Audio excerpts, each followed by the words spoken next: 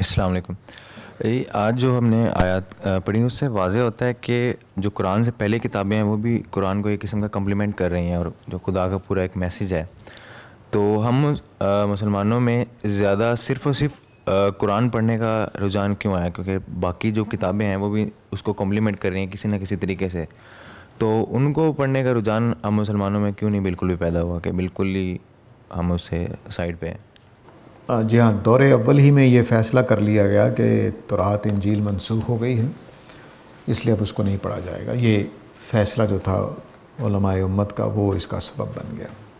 ورنہ آپ کی بات ٹھیک ہے، اللہ کی کتابیں ہیں، سب کے اندر ہدایت ہے، اس کو قبول کرنا چاہیے، سمجھنا چاہیے. اور بہت ساری بحثیں قرآن مجید کی تورات اور انجیل کے بغیر سمجھ نہیں آتی. جیسے ابھی میں نے پیشین گوئیوں کی اتنی تفصیل کی ہے تو وہ یہ بات سمجھ نہیں آئے گی اگر پیشین گوئیاں سامنے نہ ہوں. شبانہ انصاری صاحبہ کا سوال ہے کیا جنت کے بھی 100 درجے ہیں اور کم درجے والے اونچے درجے والوں کو دیکھ کر غمگین نہیں ہوں گے؟ کیا آپ کی بات کا یہی مطلب ہے؟ جی 100 درجوں کا تو نہیں پتہ، جتنے بھی درجے ہیں وہ اس میں لوگ ہوں گے، ہزاروں بھی ہو سکتے ہیں. ہر آدمی کی جنت اگر ایک دوسرے سے مختلف درجہ فرق ہو جائے گا تو وہ غمگین نہیں ہوں گے.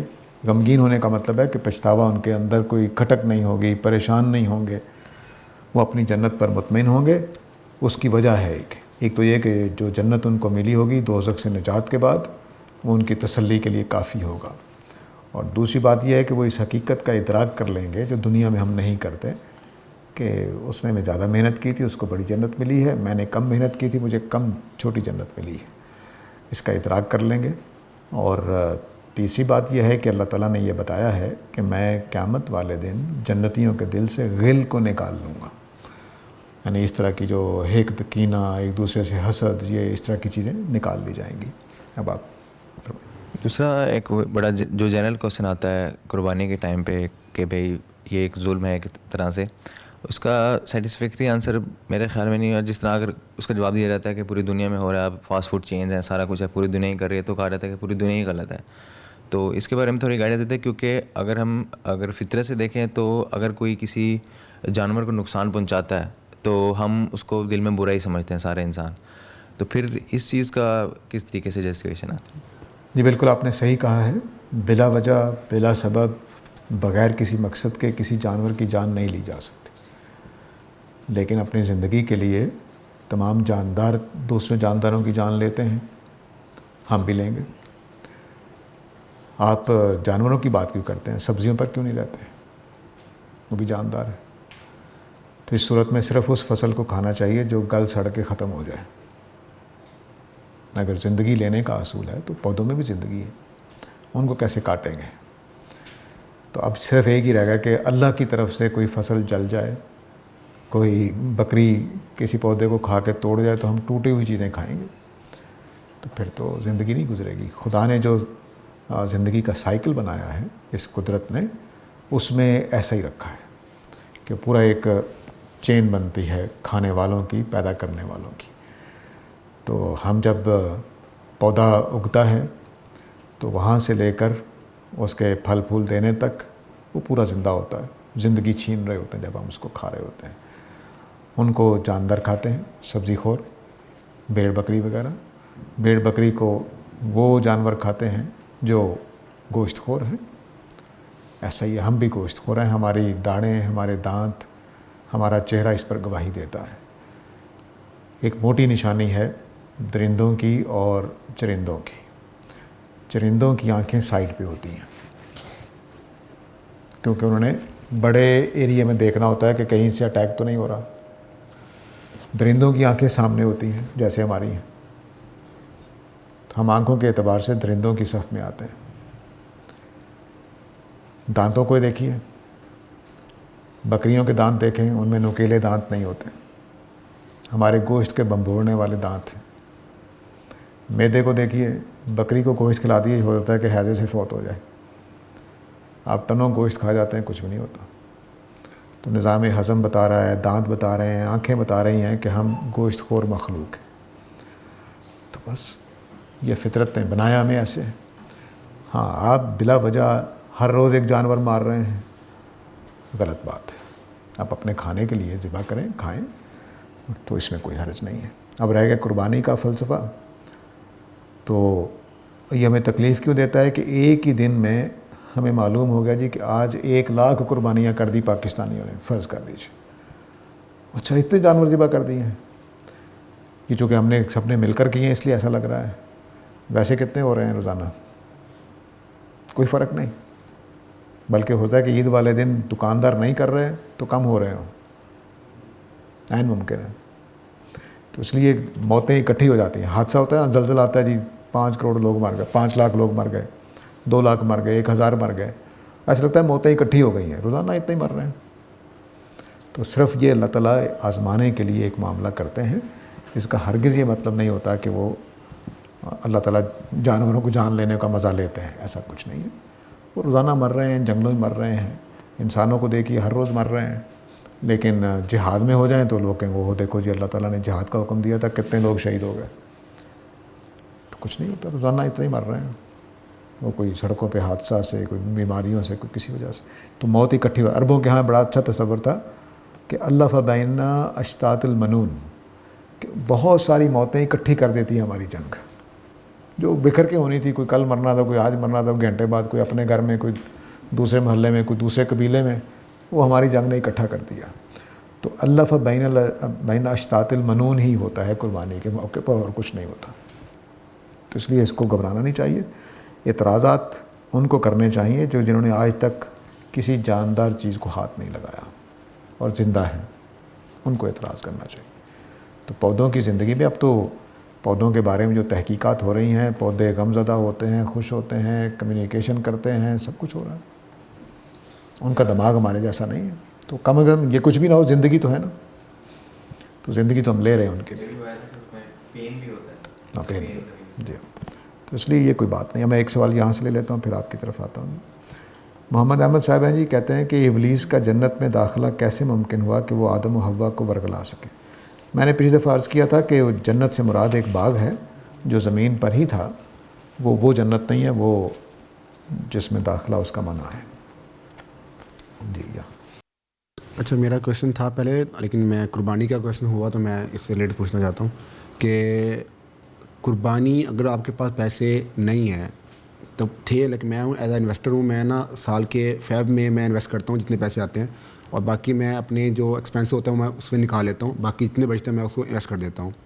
تو میں ابھی اسٹڈی کر رہا ہوں، میں نے ابھی لاسٹ فیب میں اپنے پیسے رکھے تھے اسٹڈی کے لیے جولائی تک، ابھی اس ٹائم تو میرے وہ ختم ہو چکے ہیں، اب قربانی بھی آ گئی ہے۔ بھائی مجھے کہہ رہا تھا کہ آپ پہ قربانی لازم ہے، آپ کے پاس آپ کا اپنا بزنس رن ہو رہا ہے تو آپ قربانی کرو، بٹ کرنٹ ابھی میرے پاس پیسے نہیں ہیں، تو کہہ رہا قرضہ لے کے آپ قربانی کرو، تو اس پر بتا دیں کہ وہ قربانی کا کہہ رہے ہیں نا، قربانی تو ایسے ہی ہوتی ہے۔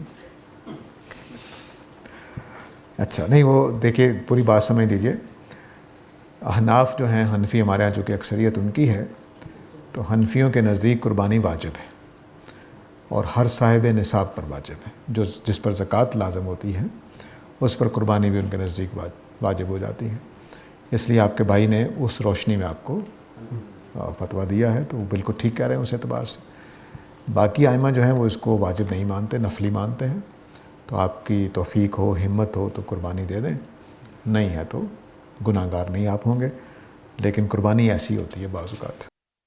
اچھا سر، میرا کویشچن جو تھا درس کے حساب سے آپ نے بات کی، تھوڑا میں اس سے کنفیوز تھا کہ ہدایت جو ملتی ہے، اس کا مطلب پہلے کہ دعوت ہے ہدایت، ٹھیک ہے، کیونکہ آپ نے کہا تھا کہ ہدایت جو ملتی ہے آگے سے ان کا انکار کرتے ہیں تو ان کا جو رزلٹ ہے وہ آپ نے بتایا کہ جہنم میں جو، تو میں یہ چیز کنفیوز کہ ہدایت یہ کافروں کے لیے جو نان مسلم ان کے لیے بات ہو رہی ہے کہ مسلم ہو اس کو بھی سم ٹائم ہدایت کی ضرورت پڑ جاتی ہے، کہ یہ بھی مسلم کے ساتھ بھی ریلیٹ ہو سکتا ہے کہ اس کو ہدایت اس نے اس کو ایکسیپٹ نہیں کیا؟ جی بالکل، ہدایت کے 3-4 پہلو ہیں، آپ سمجھ لیجئے۔ ایک یہ ہے کہ میں کفر پر تھا تب مجھے ہدایت ملنی ہے، ایک یہ کہ میں ناواقف تھا، کفر پر نہیں تھا لیکن ناواقف تھا، اس وقت بھی ہدایت ملنی ہے۔ پھر یہ ہے کہ میں ہدایت پر تھا، میں جانتا بھی تھا لیکن اس میں کمزوریاں تھیں، کمزوریاں دور ہو گئیں، یہ بھی ہدایت ہے۔ کہ مثلا مجھے ابھی آپ نے قربانی کی بات کی، تو قربانی میں واجب ہونا بھی تصور ہے اور نفلی ہونا بھی تصور ہے، تو جب آپ کے بھائی کو چونکہ نہیں پتہ کہ یہ نفل بھی مانی گئی ہے اس لیے وہ ایک واجب ہونے پر زور لگا رہے تھے، تو نقص یا کمی بھی دور ہو جاتی ہے۔ تو ہدایت کے یہ سارے پہلو ہیں کہ کفر سے ایمان کی طرف لانے والی، جہالت سے واقفیت کی طرف لانے والی، اور کمزوری دور کرنے والی، یہ ساری ہدایتیں ہوتی ہیں۔ اور ہدایت کا ایک اور پہلو ہوتا ہے کہ کمزور ایمان کو مضبوط کرنے والی۔ ایک ہے کہ میری علمی غلطی دور ہوئی ہے، ایک ہے میرا ایمان کمزور تھا تو قرآن کی کسی آیت نے مجھے ایمان مضبوط کر دیا، یہ بھی ہدایت ہوگی۔ تو یہ سارے معنی میں ہے، لیکن یہاں یہ قرآن کو ماننے کے پہلو سے بات ہو رہی ہے، خواہ وہ کافر مان رہے ہوں، خواہ وہ قریش مکہ مان رہے ہوں، خواہ وہ مسلمان مان رہے ہوں۔ ریجیکشن ان کی کس طرح ریجیکشن کیا ہوگی؟ اب میں مسلم ہوں، اگر مجھے کوئی ہدایت دے رہا ہے، کسی دعوت کو کہہ رہا ہے، مثلا آپ نے کہا جی قرآن تو پرانے قصے سناتا ہے، میں اس کو مانتے نہیں ہوں، تو اب ریجیکشن ہو گئی۔ آپ نے کہا جی کہ پرانی باتیں ہیں جی، اس کو کیا آج کل سائنس کے دور میں مذہب کا کیا انکار ہو گیا، حالانکہ آپ مسلمان تھے پہلے، انکار کر دیا آپ نے، تو یہ ریجیکشن ہے۔ آپ سارے کو مان رہے ہیں، 99% قرآن کو مان رہے ہیں، لیکن مثلا یہ جو آیت آج ہم نے پڑھی ہے اس کو نہیں مان رہے، آپ کو سمجھ نہیں آ رہی، آپ نے کہا میں نہیں مانتا اس کو، تو جزون بھی انکار ہو جاتا ہے۔ ایک ہے کہ آپ پورے قرآن کا انکار کر دیں، کہ نہیں فلاں آیت میں نہیں مانتا۔ تو سم جو کنٹرول چل رہا ہے ریلیجن کا ہمارے اسلام کے اندر چل رہا ہے، قرآن سے علاوہ بھی چیزیں کچھ اسٹینڈ ہو گئی ہیں، اسپینڈ ہو گئی ہیں، ان کو نہ مان رہا ہو کہ جس طرح آپ کہہ رہے ہیں۔ ہاں، اگر وہ لوگوں کی باتیں ہیں تو پھر کوئی کفر نہیں ہوا، اگر وہ قرآن اور نبی صلی اللہ علیہ وسلم کی بات ہے تو پھر کفر ہو جائے گا۔ مثلا آپ اگر ابو حنیفہ کی کوئی بات نہیں مانتے، نہ وہ قرآن پہ مبنی ہے نہ وہ سنت پہ مبنی ہے، تو آپ کافر نہیں ہوں گے۔ اب آپ امام شافعی کی کوئی بات نہیں مانتے جو قرآن میں نہیں ہے، سنت میں نہیں، تب آپ کافر نہیں ہو جائیں گے۔ بس زیادہ سے زیادہ ہوگا کہ اگر آپ اس کو صحیح سمجھ رہے تھے تو پھر آپ نے نہیں مانا تو پھر گناہ گار ہوں گے، ورنہ گناہ گار بھی نہیں ہوں گے۔ ورنہ تو یہ بڑا مشکل ہو جائے گا کہ بھئی علماء کی باتیں مانتے سارے ہی علماء کی باتیں ماننی پڑیں گی، بڑا کام خراب ہو جائے گا۔ تو گناہ گاری قرآن اور سنت تک محدود ہے، کفر خاص طور سے۔ ایک سوال یہاں سے لے لیتے ہیں جی کہ محمد احمد صاحب کا سوال ہے، کیا خدا اور شیطان کے مابین جنگ کی کہانی درست ہے جیسا کہ بائبل میں آیا ہے؟ نہیں، بالکل درست نہیں ہے۔ خدا ہے، شیطان اس کی مخلوق ہے، وہ اس کے مقابلے میں کوئی حیثیت نہیں رکھتا، کوئی طاقت نہیں رکھتا، بلکہ سچی بات یہ ہے کہ انسانوں کے مقابلے میں کوئی طاقت نہیں رکھتا، وہ صرف وسوسہ ڈال سکتا ہے، اس سے زیادہ اس کو کوئی اختیار حاصل نہیں ہے۔ تو اس لیے یہ کوئی جنگ کا معاملہ نہیں ہے۔ اصل میں ایک جو سوال ہے بڑا اہم ہے، وہ یہ کہ دنیا میں برائی پائی کیوں جاتی ہے۔ اس سوال کے جواب میں کچھ نظریات دیے گئے، جس میں سے یہ نظریہ بھی ہے جو جنگ کا ہے۔ دنیا میں برائی پائے جانے کی ایک وجہ یہ بتائی گئی کہ خدا دو ہیں، ایک اچھا خدا ہے، ایک برا خدا ہے۔ اچھا خدا دنیا میں جو اچھے کام ہو رہے ہیں وہ کر رہا ہے، اور جو نعوذ باللہ برا خدا ہے وہ برے کام کر رہا ہے، ٹھیک ہے۔ دوسرا جواب یہ دیا گیا کہ خدا سارے ہی اچھے ہیں، لیکن ان کے بیچ میں لڑائی ہوتی رہتی ہے، ٹھیک ہے۔ خدا سارے ہی اچھے ہیں، کوئی بھی برا نہیں کرنا چاہتا، لیکن ان کی لڑائی ہوتی رہتی ہے۔ اس جنگ کے نتیجے میں کچھ چیزیں بری صادر ہوتی رہتی ہیں، کچھ اچھی صادر ہوتی رہتی ہیں۔ تیسرا یہ جواب دیا گیا جو ہندوازم میں دیا جاتا ہے کہ اللہ تعالیٰ نے کھیل تماشے کی ایک دنیا بنائی ہے، نیچے تماشا ہو رہا ہے، اوپر بیٹھ کے وہ دیکھ رہا ہے، ٹھیک ہے۔ اب تماشے میں جو کہ اچھے لوگ بھی، اچھے کارنامے کرنے والے بھی ہوں گے، برے بھی ہوں گے، تو اچھے لوگ بھی پیدا کر دی، برے ہی پیدا کر دی، تو اس وجہ سے یہ ہوا۔ اللہ تعالیٰ نے قرآن مجید میں اور تورات وغیرہ میں یہ بتایا تھا کہ ایسا نہیں ہے، میں نے تمہیں اختیار دیا ہے تو تم اپنا اختیار غلط استعمال کرتے ہو امتحان کے لیے، اس لیے شر پیدا ہوتا ہے۔ تو یہ وجہ تھی۔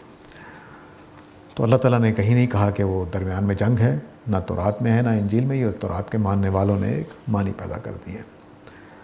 وہاب صاحب کا سوال ہے کہ جو لوگ خدا کو مانتے ہیں وہ بھی شعوری طور پر خدا کو نہیں پہچانتے، نہ ہی ان کو خدا کی عظمت کا ادراک ہے، کیوں؟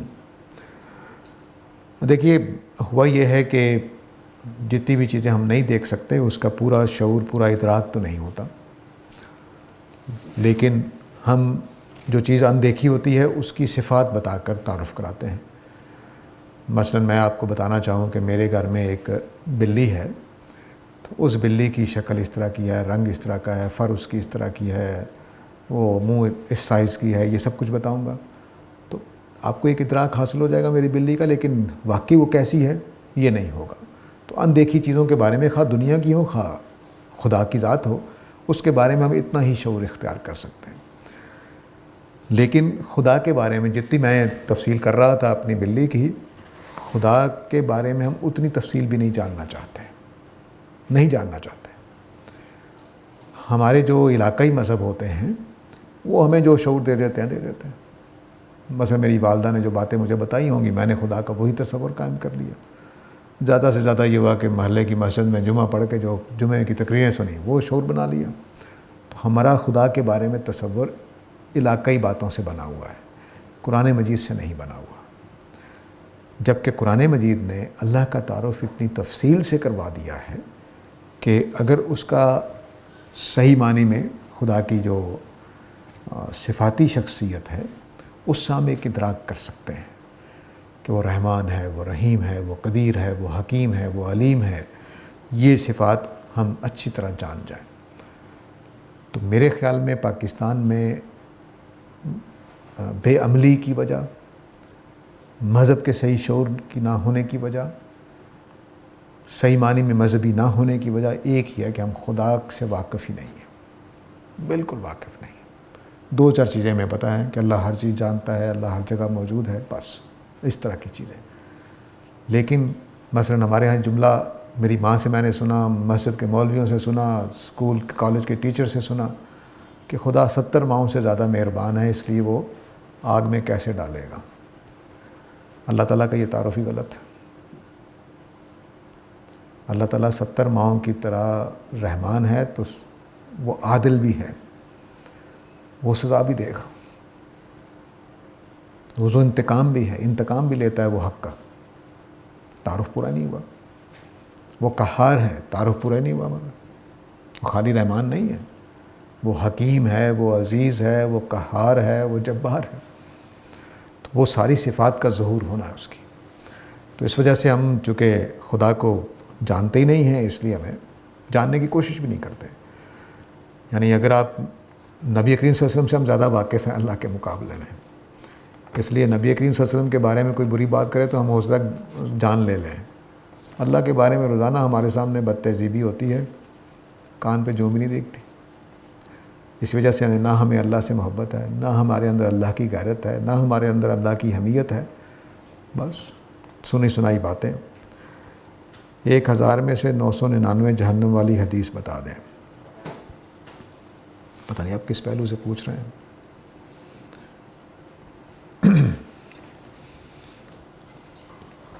دیکھیے جو بات قرآن مجید نے کہی ہے اس کو سمجھ لیجئے، جو میں آپ کے سوال سے بات سمجھا ہوں کہ 1000 لوگ ہیں تو 999 دوزخ میں جائیں گے، ایسا نہیں ہے۔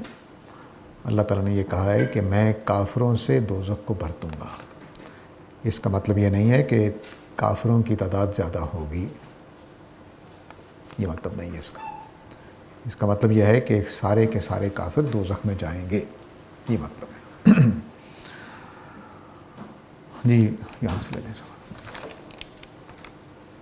سر آپ نے بتایا کہ آدم علیہ السلام اور اما حوا اور ابلیس کو، ان تینوں کو مخاطب کر کے اللہ تعالیٰ نے کہا کہ تم سب کے سب نکل جاؤ۔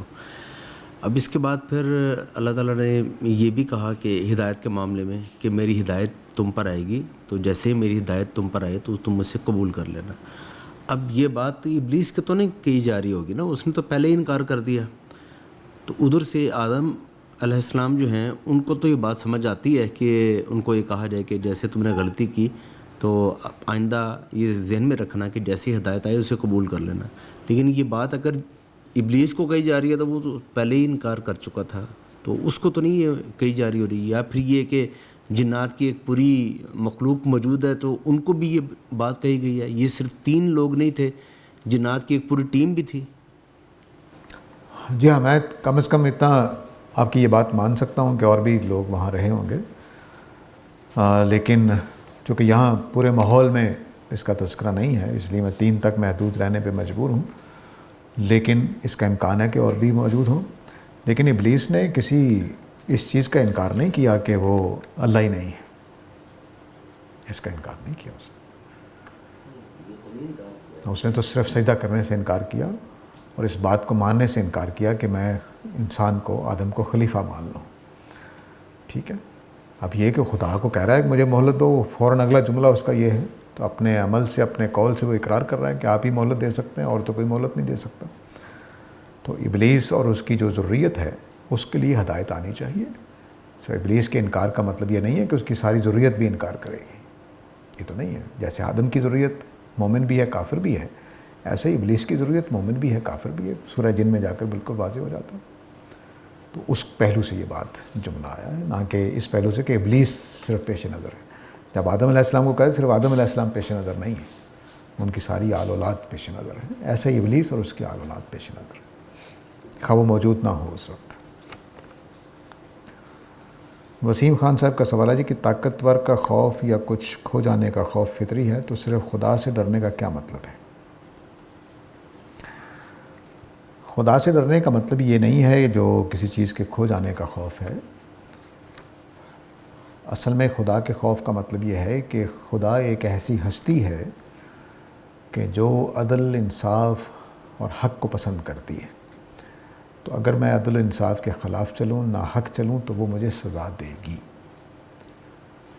اور خدا کے خوف کا اسی پہلو سے دوسرا پہلو یہ ہے کہ آپ مجھے تو چار سکتے ہیں، مجھے تو دھوکہ دے سکتے ہیں، انسانوں کو مطلب، لیکن اللہ کو نہ دھوکہ دے سکیں گے نہ چار سکیں گے.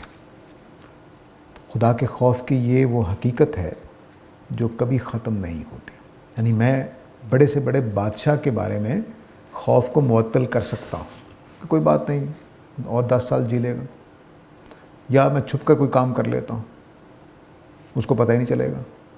خدا کے مقابلے میں ایسا نہیں ہے. نہ میں کوئی چھپ کے کام کر سکتا ہوں اس سے، نہ اس کو دھوکہ دے سکتا ہوں. اس وجہ سے خدا کا خوف بالکل اور نوعیت کا ہے. خدا حق کو پسند کرتا ہے، انصاف کو پسند کرتا ہے، اس کے خلاف چلنے والوں کو سزا دے گا، اور اس کو میں نہ دھوکہ دے سکتا ہوں نہ اس سے چھپ سکتا ہوں. یہ ہے خدا کے خوف کا مطلب. کبھی معدوم نہیں ہوتا، کبھی ختم نہیں ہو سکتا خدا کا خوف. آپ کا خوف، باپ کا خوف، ماں کا خوف، بادشاہ کا خوف، تھانے دار کا خوف ختم ہو جاتا ہے. میں چھپ کے بہت کچھ کر لیتا ہوں کیونکہ انسانوں کا دھوکہ دے سکتا ہوں، جھوٹ بول سکتا ہوں. یعنی رنگے ہاتھوں پکڑے جانے پر جھوٹ بول لیتے ہیں ہم کہ خو میں تو یہ کر رہا تھا. تو اللہ کے ساتھ تو ایسا نہیں ہو سکتا. تو اس لیے اللہ کا خوف جو ہے وہ بہت ڈیفرنٹ چیز ہے. ایسی ذات کا خوف جس نے انصاف کرنا ہے اور میں اس کے کٹہرے میں کھڑا ہونے جا رہا ہوں، اس نے انصاف کر کے رہنا ہے، جس کے انصاف میں کوئی بے علمی، کوئی ناواقفیت، کوئی دھوکہ کچھ شامل نہیں ہو سکتا. شبانہ انصاری صاحبہ کا سوال ہے کہ جو تعصب کل تھا وہ آج بھی ہے اتنی ہی شدت سے، تو اس تعصب کا مقابلہ کیسے کریں؟ دیکھیے، تعصب انسانوں کی وجہ سے پیدا ہوتا ہے. میں تمہاری بات نہیں مانوں گا، میں فلاں فرقے کی بات نہیں مانوں گا، میں فلاں گروہ کی بات نہیں مانوں گا، میں فلاں قوم کی بات نہیں مانوں گا. خدا کے ساتھ تعصب کا کیا مطلب ہے؟ تو صرف تکبر ہوتا ہے. یا فیا یا فرحبون والی بات ہوتی ہے کہ آپ دنیا کے خوف کو اہمیت دے رہے ہیں، خدا کے خوف کو اہمیت نہیں دے رہے. تو اس لیے خدا کی بات کے آگے جھکنا لازم ہے. اگر وہاں نہیں جھکتے تو پھر کام خراب ہے. تو تعصب میرے ساتھ ہو سکتا ہے، آپ کے ساتھ ہو سکتا ہے، تو خدا کی باتوں کے ساتھ کیسے ہوگا؟ دور جدید میں یہ تعصب ہم نے خدا کے ساتھ بھی پیدا کیا ہے، اس کو بھی سمجھ لینا چاہیے. الحاد نے یہ کام کیا ہے کہ خدا کے ہونے اور نہ ہونے کو مسئلہ بنا دیا ہے. کسی زمانے میں یہ اتنی شدت سے مسئلہ نہیں رہا کہ خدا ہے کہ نہیں ہے. تو جب یہ مسئلہ بن گیا ہے تو اب تعصب اس معنی میں بھی ہو گیا، اچھا اللہ کی بات، اوہو یہ تو مولویوں کی بات ہے. تو مولویوں کی بات کے ساتھ تعصب جوڑ دیا گیا ہے. مولوی کے ساتھ تعصب ہو سکتا ہے کیونکہ وہ انسان ہے، خطا کر سکتا ہے، غلطی کر سکتا ہے. تو اس لیے جب ہم قرآن پڑھ کے سنا رہے ہوتے ہیں تو کہتے ہیں کہ مولویوں کی بات ہے. تو وہ بھی خدا کے ساتھ تعصب نہیں کر رہا، بلکہ خدا کی اس بات کو جو مولویوں سے منسوب کر دی اس نے، اس کے ساتھ تعصب کر رہا ہے. تو اگر مثال کے طور پر اللہ تعالیٰ ظاہر ہو جائیں تو میں آپ کو یقین دلاتا ہوں کسی ملحد کے پاس اتنی جرت بھی نہیں ہوگی کہ آنکھ ہی اٹھا کر دیکھ سکیں. اس وقت سارے تعصب ختم ہو جائیں گے. تو صاحب ایمان کا اور غیر صاحب ایمان کا فرق یہی ہے کہ وہ بن دیکھے حقائق کو تسلیم کرنے والا ہوتا ہے، اور جو ملحد ہے وہ اپنے آپ کو اتنا سیانہ سمجھ رہا ہوتا ہے کہ وہ بعض بن دیکھے حقائق کو انکار کر رہا ہوتا ہے، حالانکہ اپنی زندگی میں بے شمار بن دیکھے حقائق کو مان رہا ہوتا ہے۔ سائنس کا 99% حصہ اندیکھا ہے۔ ٹیکنالوجی کی بات نہیں کر رہا ہوں، سائنس کی بات کر رہا ہوں۔ بس ہم بگ بینگ کس نے دیکھا ہے، ایوولوشن کس نے دیکھی ہے، کائنات میں سیارے ایک دوسرے کو کھینچ رہے ہیں، طاقت ہے ان کے اندر، کوئی حرکت ہے، کوئی سینٹریفیگل فورس ہے، کوئی فلانی فورس ہے، کس نے دیکھی ہے؟ تو 95% حصہ 99% حصہ سائنس کا اندیکھا ہے، لیکن ہم اس کو شواہد کی بنیاد پہ مان رہے ہوتے ہیں، آثار کی بنیاد پہ مان رہے ہوتے ہیں۔ تو جو ملحدین ہیں وہ خدا کے آثار دیکھ کر بھی خدا کو نہیں مان رہے۔ سائنس میں وہ یہی رویہ اختیار کر رہے ہوتے ہیں، مذہب میں نہیں کرتے ہیں۔ وجہ کیا ہے؟ جواب کیا دیں گے آپ کو؟ یہ ہمیں پتہ چل گیا یہ کیسے ہوتا ہے۔ تو میں پوچھتا ہوں پلٹ کر کہ یہ جو کیمرہ میرے سامنے چل رہا ہے مجھے پتہ چل گیا کیسے بنا ہوا ہے، تو کیا انجینئر کا انکار ہو جائے گا؟ کسی طریقے کے بننے کے پتہ چل جانے سے اس کے بنانے والے کا انکار لازم نہیں آتا۔ یہ وہ غلط فہمی ہے جس میں ملحدین پڑے ہوئے ہیں۔ انہوں نے ایک تعصب قائم کر دیا مذہب کے ساتھ، جیسے ہم نے اسلام کا تعصب پیدا کر دیا۔ ہم نے کہا کہ اسلام درست ہے، عیسائیت درست نہیں ہے، یہودیت درست نہیں ہے، فلان درست نہیں ہے، تو ایک تعصب پیدا کر دیا۔ ہم نے یہ نہیں کہا کہ اللہ کا دین درست ہے اور اس کی طرف۔ تو اگر ہم یہ دعوت دیتے تو تعصب نہ پیدا ہوگا۔ تو تعصب جو ہے وہ ہم خود پیدا کر لیتے ہیں، تو اس لیے خدا کے ساتھ جو تعصب ہے اس کو ختم کرنا چاہیے، لیکن دیانتداری کے ساتھ چیزوں کو سمجھنے کے لیے۔ ہال میں سے ہے کوئی سوال؟ جی سر، شرک کی تعریف یہ کی جاتی ہے کہ خلق بھی اللہ کی ہے اور امور خلق بھی اللہ ہی کی ہے، لیکن کچھ معاملات میں بہت سی لاجک لگا کر بھی ان چیزوں کو شرک قرار دینے کی کوشش کی جاتی ہے۔ مثلاً کہ اگر کوئی شخص نماز نہیں پڑھتا تو اس کے بارے میں کہا جاتا ہے کہ اللہ کا حکم ہے کہ نماز پڑھو، لیکن وہ اپنے نفس کے حکم کی پیروی کر رہا ہے تو اس نے اللہ کے حکم میں شریک کر لیا، تو یہ بھی شرک ہو گیا۔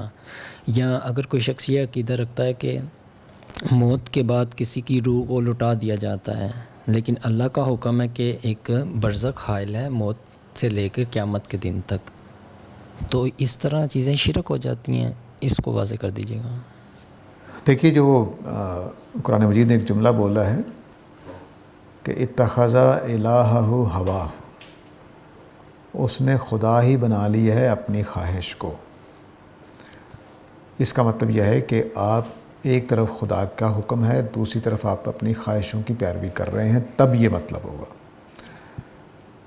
نماز نہ پڑھنے کی وجوہات اور بھی ہو سکتی ہیں، تو خالی نماز نہ پڑھنا شرک نہیں ہے، وہ گناہ ہے، کبیرہ گناہ ہے، لیکن جب آپ اپنی تمناؤں کو اتنی جگہ دے دیں کہ ایک طرف خدا کا حکم ہو اور ایک طرف آپ کی تمنا ہو، آپ خدا کے حکم کو چھوڑ دیں اور اپنی تمنا کے پیچھے لگ جائیں۔ اس کی سب سے اچھی مثال ہماری بدعت ہے۔ اگر کسی بدعت کرنے والے کو کہا جائے کہ یہ تو بدعت ہے، تو وہ آگے سے سیخ پا ہو جاتا ہے، تو اس نے اپنی بدعت کو، اپنی تمنا کو گویا دین کی جگہ پر رکھ دیا ہے۔ اس طرح کی صورت میں تو یہ شرک ہوگا، لیکن خالی نماز نہ پڑھنے والا گناہ گار ہے، وہ مشرک نہیں ہوگا۔ کہ آج آپ نے نماز نہیں پڑھی، فرض کر لیجیے عصر کی، تو اب آپ گناہ گار ہیں، لیکن آپ نے یہ کہہ کر اگر نہیں پڑھی کہ میں اپنی تمنا پوری کریں، اللہ کی تمنائیں کیسے پوری کروں، اب شرک کر دیا آپ نے، بلکہ کفر ہی کر دیا۔ تو اس طرح کا جب تمنا آپ کی خدا کی جگہ لینا شروع کر دے تب وہ شرک ہے۔ تمنا ہی کو آپ حاکم مانتے ہیں۔ ہمارے جو جدید زمانے میں جو ٹرینڈ پیدا ہو رہا ہے اب نوجوانوں میں، وہ کہتے ہیں یہ خاندان کیا ہوتا ہے، شادی کیا ہوتی ہے، میں تم لوگوں کی بات مانتا رہوں، میں نے اپنی کوئی بات ہی پوری نہیں کی، میں نے اپنی کوئی تمنا ہی پوری نہیں کی۔ یہ چیز کیا ہے؟ یہ دراصل اپنی تمناؤں کو اتنی اہمیت دینی ہے کہ معاشرے کی ضرورتیں، دین کی احکامات پیش نظر ہی نہیں۔ یہ ہے اپنی تمناؤں کو خدا بنا لینا۔ ایسا اگر کوئی آدمی ہے تو وہ اتنا بڑا گناہ گار ہے، جتنا بڑا شرک کر رہا ہے۔ تو خدا کو خدا کی جگہ دے دینا کسی بھی چیز کو، وہ شرک ہو جاتا ہے۔ تو اگر آپ تمناؤں کو وہی جگہ دے دیں تو بالکل ٹھیک ہے، ورنہ خالی گناہ گار ہیں آپ۔ ابلیس کا یہ بیان کہ آگ مٹی سے افضل ہے، کیا یہ منطقی ہے؟ یہ تو ابلیس سے ملیں گے تو پوچھ لیں گے اصل میں یہ ایک سمجھ لیجئے کہ ہمارے ذہنوں میں بھی ایک ہائرارکی بنتی ہے چیزوں کی. مثلاً ہندوستان میں دیکھیے کہ انہوں نے برہمن کو کہا کہ وہ دماغ سر سے بنے ہوئے ہیں اور پتہ نہیں کھچتری جو ہیں وہ پاؤں سے بنے ہوئے ہیں. تو ہم نے پاؤں کو نچلا درجہ دیا, سر کو سب سے اونچا درجہ دیا. تو یہ درجات ہم دیتے ہیں کئی وجوہات سے. تو لگتا یہ ہے کہ جو مٹی ہے وہ بعد میں بنی ہے, تو بعد میں ہونے کی وجہ سے اس کا درجہ کم ہو گیا ہوگا ابلیس کے ذہن میں, یا مٹی ایک ٹھوس چیز ہے, کثافت ہے اس کے اندر, لطافت نہیں ہے, تو اس کے ذہن میں یہ بات ہوئی ہوگی کہ بھئی آگ تو بڑی لطیف چیز ہے. لطیف کا مطلب ہے بڑی فائن قسم کی چیز ہے, اور مٹی تو بڑی ڈینسٹی والی اور پتہ نہیں کس طرح کی. تو یہ اس کے ذہن میں اب کیا تھا, کس وجہ سے اس نے کہا, اللہ تعالیٰ نے بھی اس کی کوئی وضاحت نہیں کی, نہ اس کی تردید کی ہے. تو اس لیے اس نے کس معنی میں کہی تھی بات وہ ہم نہیں جانتے. البتہ ہم اس کی اس منطق کو سمجھ سکتے ہیں کہ ایک لطیف چیز ہے اور ایک کثیف چیز ہے. تو لطیف چیز کے اندر ہم بھی کہیں گے کہ مثلا ہمارے ہاں لکھا ہوگا ریفائنڈ فوڈز, گراس فوڈز. تو اب یہ دونوں میں کیا فرق ہے؟ ہم درجے میں ریفائنڈ فوڈ کو اوپر کر دیں گے. یہ الگ بات ہے کہ اب ثابت ہو رہا ہے کہ نہیں گراس فوڈز ہی زیادہ بہتر ہوتی تھی. اور کوئی سوال ہے جی یہاں پہ؟ نہیں.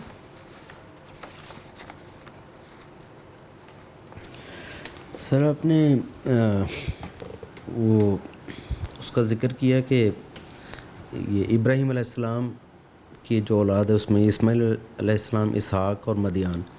تو کیا یہ اس وقت جس وقت قرآن پاک نازل ہو رہا تھا تو یہ مدیان کی نسل کیا وہاں پر موجود تھی, یا اب بھی کیا یہ نسل موجود ہے؟ ایسا کچھ معلوم نہیں ہے. لگتا یہ ہے کہ جو بنی اسماعیل ہیں انہی میں گھل مل گئے یہ لوگ, کیونکہ مدائن ساحلے تو موجود ہیں. مدیان کا جو علاقہ اس کا پرانا نام مدیان ہے, تو وہ علاقہ بھی موجود ہے. قوم بھی کوئی باقیات ہوں گے, ظاہر ہے کہ حضرت صالح بچ گئے, ان کے فالورز بچ گئے, تو وہ ہوں گے. لیکن لگتا ہے کہ بعد میں یہ مکس ہو گئے ان کے ساتھ, ایسے لگتا ہے. الگ سے شناخت موجود نہیں ہے میرے علم کی حد تک. ہو سکتا ہے کہ کوئی چیزیں مل جائیں تو پتہ چل جائے, کیونکہ بعض جو صابئین ہیں, سواد والا صابئین, ان کے بارے میں مختلف آ رہا ہے کہ یہ کس قوم سے ہیں, کس نسل سے ہیں. تو یہ امکان ہے کہ وہاں پر موجود ہوں لیکن وہ اپنی شناخت بھول گئے ہوں, یا بنی اسماعیل میں گل مل گئے ہوں, کیونکہ یہ تو دونوں خاندان ایک ہی ہیں. اگر مل بھی جائیں تو کوئی حرج نہیں ہے. سر ایک اور بات تھی کہ جو پیشین گوئیاں آپ نے بتائیں تورات میں, اس میں جس کا آپ نے ذکر کیا کہ یہ ہے کہ یہ تمہارے بھائیوں میں سے ہوگا, تو اس میں یہ جو چینج آئی ہے تورات کے اندر جو آپ نے بتایا کہ یہ بدل دیا گیا اور انہوں نے کہا کہ اب تمہارے اندر سے ہوگا, تو یہ چینج کب آئی ہے؟ یہ میں اس کا ایڈیشن تو مجھے نہیں یاد کب چھپا ہے, لیکن یہ کوئی 1-2 سال پہلے میں نے کہیں دیکھا ہے انٹرنیٹ میں بائبل کا کوئی ورژن ہے جس میں یہ جملہ لکھ دیا ہے, اور انہوں نے پورا واضح لفظوں میں لکھا ہو کہ پہلے یہ تھا, اب ہم یہ کر رہے ہیں, تاکہ بات واضح ہو کہ رسول کہاں سے آنا ہے اس نے. دونوں ورژن موجود ہیں ہاں دنیا میں موجود ہیں, بالکل موجود ہیں. کنگ جیمز ورژن میں یہ لکھا ہوا ہے کہ بھائیوں میں سے, جو انٹرنیٹ پہ کہیں پڑا ہوا ہے اس میں لکھا ہوا ہے کہ تمہارے اندر سے ہوگا. عبد الوہاب رانجھا صاحب کا سوال ہے کہ کیا گھر گروی پر دینا سود ہے, اور کچھ لوگ گھر کرائے پر بھی دینے کو سود کہتے ہیں. گھر گروی پر دینا سود نہیں ہے, گروی پر دے کر اس سے فائدہ اٹھانا, جو گھر سے فائدہ اٹھائے گا اس کے لیے وہ فائدہ اٹھانا سود ہے. تفصیل کرتا ہوں کہ مثلا میں نے آپ کو یہ پلیٹ گروی رکھی کہ آپ مجھے 10 روپے دے دیں, میں یہ آپ کو پلیٹ ضمانت کے طور پہ رکھ دیتا ہوں کہ میں آپ کے 10 روپے واپس کروں گا تو یہ پلیٹ لے جاؤں گا. آپ نے اس پلیٹ میں کھانا ڈال کے کھانا شروع کر دیا, یہ جو آپ نے فائدہ اٹھایا ہے یہ سود ہے. ٹھیک ہے, تو گھر جو ہے وہ گروی پر نہیں رکھا جاتا جو کرائے پر جاتا ہے. اگر کوئی گھر گروی پر جائے گا اس کا فائدہ اٹھانے والا سود حاصل کر رہا ہے, جو اس میں رہ رہا ہے یا اس نے آگے کرائے پر دے دیا ہے, تو جو بھی کمائے گا اس گھر سے وہ سود ہوگا. لیکن جو کرایہ ہم گھر پہ دیتے ہیں وہ سود نہیں ہے. دونوں کا فرق سمجھ لیجئے. کچھ چیزیں ادھار صرف ہوتی ہیں، کرائے پر نہیں جاتی. کچھ چیزیں صرف ادھار ہوتی ہیں، کرائے پر نہیں جاتی. مثلا آپ نے کبھی سنا ہے کہ میں چینی کرائے پر لے کر آیا ہوں، آٹا کرائے پر لے کر آیا ہوں، میں یہ 2 روٹیاں کرائے پر لے کر آیا ہوں.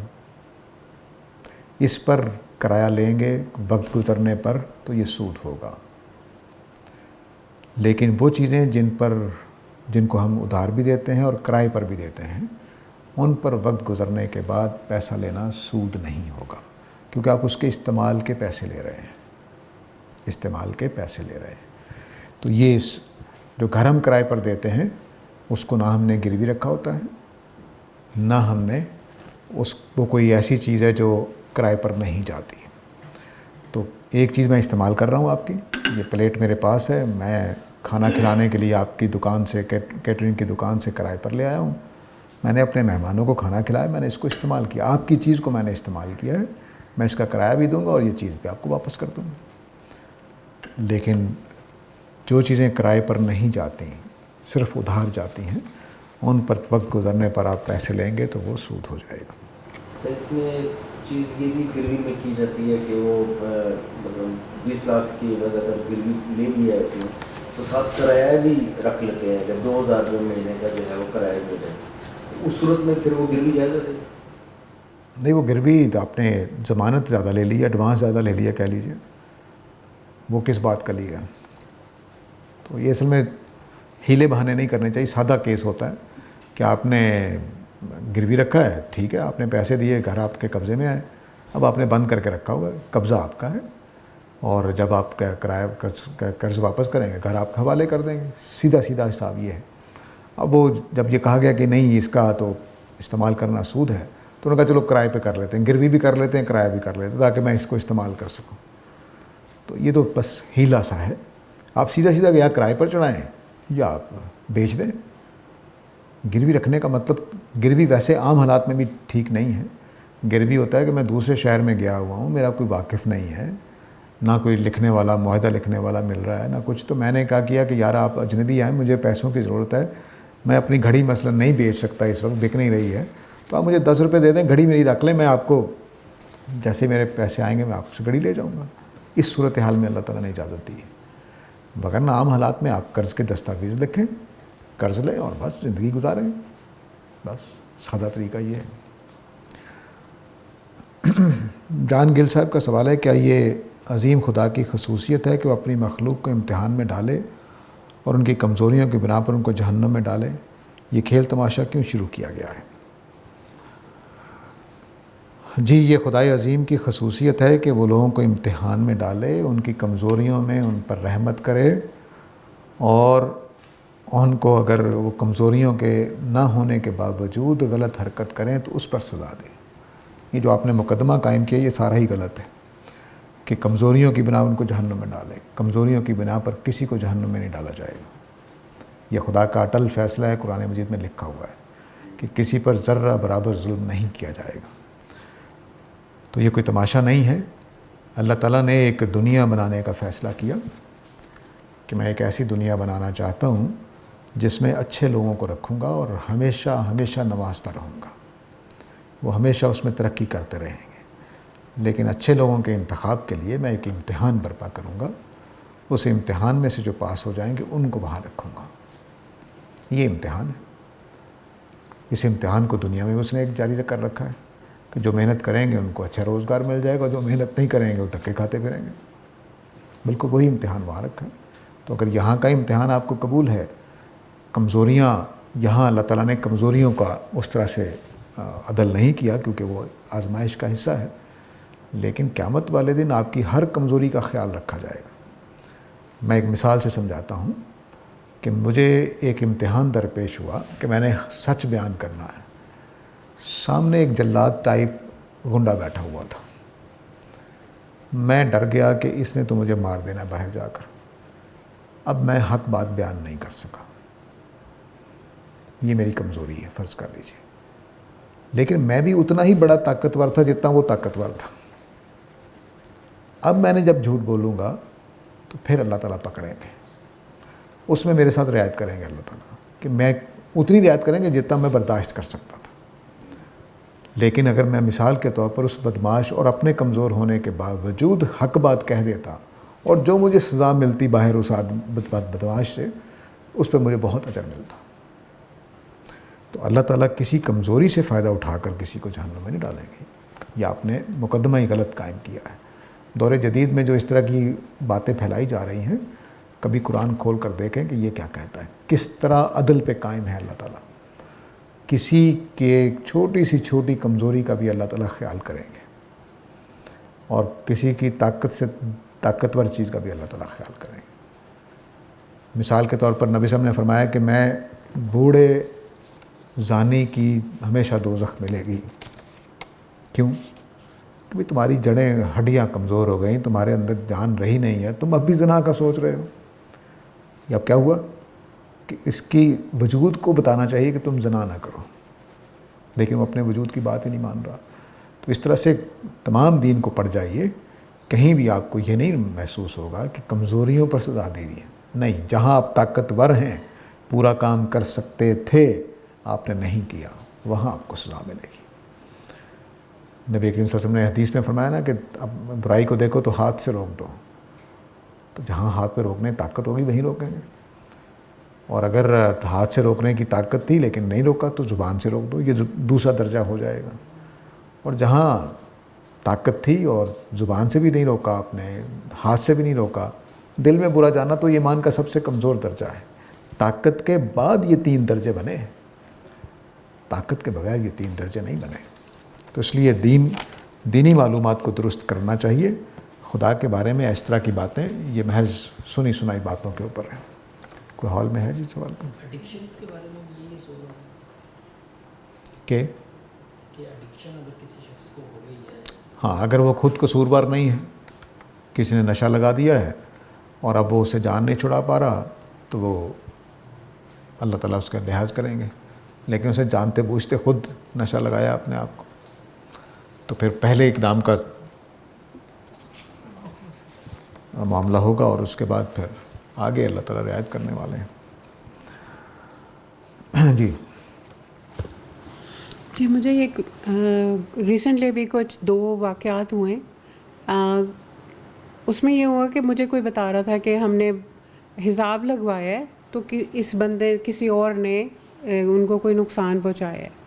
پھر دوسرا ایک انسیڈنس تھا کہ کسی نے ان کو کہا کہ آپ نے ہمیں تعویذ ڈالے ہیں، ہم نے حساب لگایا ہے کہ آپ نے ڈالے.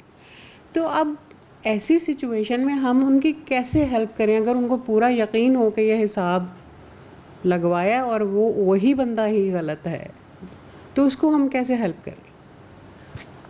انہیں بتائیے کہ دنیا میں کوئی ایسا علم ہمارے پاس نہیں ہے کہ جو اس طرح کی چیزوں میں حتمی طور پر ثبوت فراہم کرے.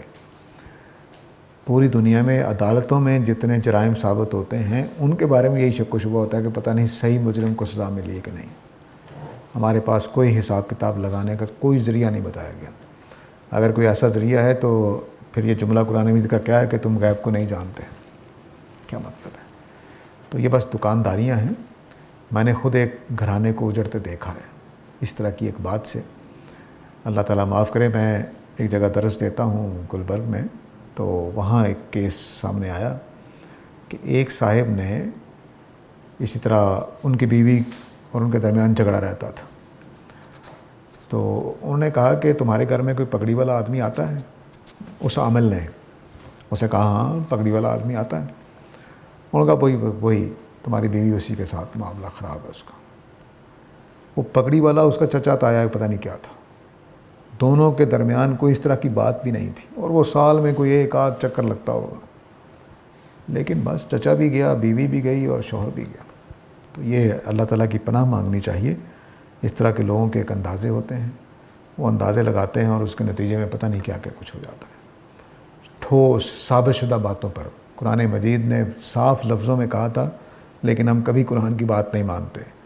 قرآن مجید نے کہا تھا کہ لا تقف ما لیس لک بہ علم، ان باتوں کے در پہ نہ ہوا کرو جن کا سچا پکا علم تمہارے پاس نہیں ہے. یہ جب حساب لگانے والے ان کے روزگار کو دیکھیے، اتنے حساب لگانے والے ہیں تو اپنی ان تعویذوں کے پیسے کیوں لیتے ہیں؟ حساب لگا کے اپنی روزگار خدا کی طرف سے پیدا کریں. قرآن مجید نے بڑا اچھا جملہ بولا ہے ایک جگہ پہ کہ یہ جتنے اس طرح کے لوگ ہیں نا وہ تمہاری روزی پر پلتے ہیں, وہ تم سے کھاتے ہیں, میں تو نہیں تم سے کھاتا. ان کی اپنی حقیقت یہ ہوتی ہے, لیکن حساب کتاب لگا کے لوگوں کے ستیہ ناش کر رہے ہوتے ہیں, گھروں کو برباد کر رہے ہوتے ہیں. ان سے بچ کے رہیں. محمد وسیم صاحب کا سوال ہے جی, قرآن سے پہلے کی کتابوں میں رسول اللہ علیہ وسلم کی نشانیاں کیوں ہیں؟ کیونکہ زمانے کے حساب سے ہر نبی یا رسول کی شریعت کی پابندی کی جاتی تھی.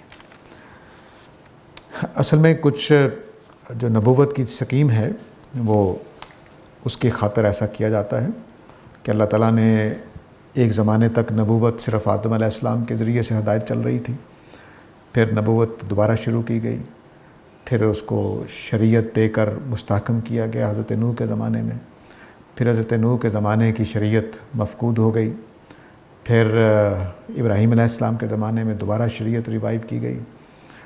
وہ شریعت محفوظ کر دی گئی بائبل کے اندر, لیکن بائبل حضرت موسیٰ کے زمانے میں نازل ہوئی, لیکن بائبل اصل گمشدہ ہو گئی, اس کے تراجم اس میں اضافے ہو گئے, اس میں تبدیلیاں کر دیں.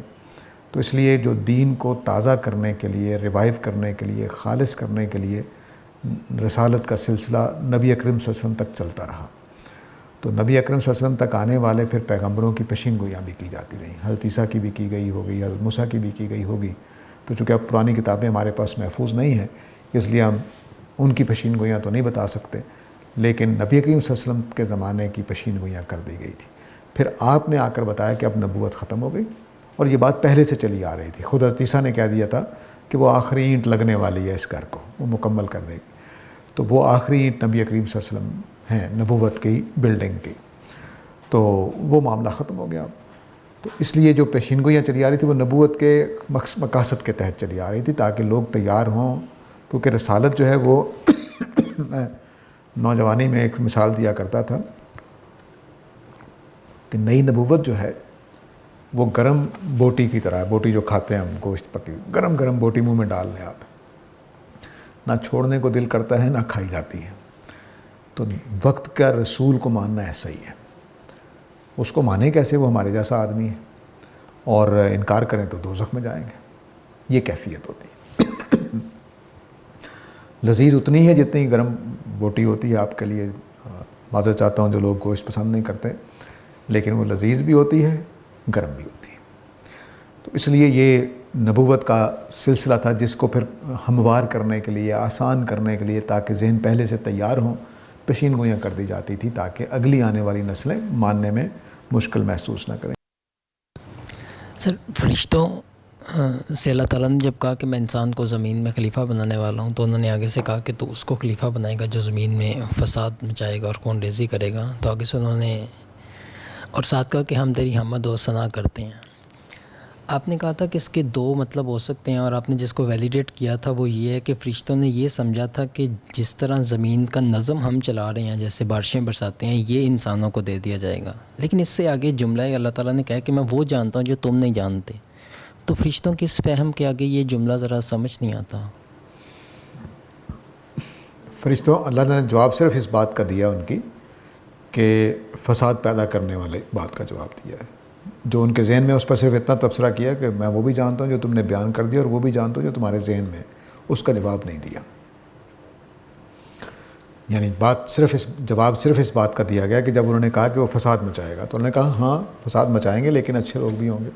یہ جواب دے دیا بس.